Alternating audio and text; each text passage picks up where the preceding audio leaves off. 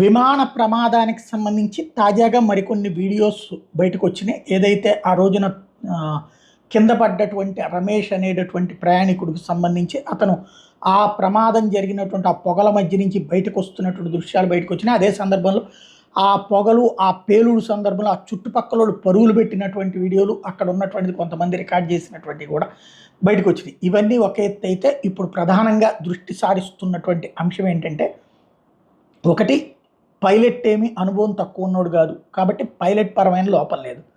అదే సందర్భంలో ground checking అన్నిటినీ కూడా ఫ్లైట్లో ఉన్నటువంటి పైలట్లో ఇద్దరు, ఒకళ్ళేమో ఆపరేషనల్ అయితే ఇంకొకళ్ళేమో మానిటరింగ్కి సంబంధించినటువంటి పైలట్ ఉంటారు.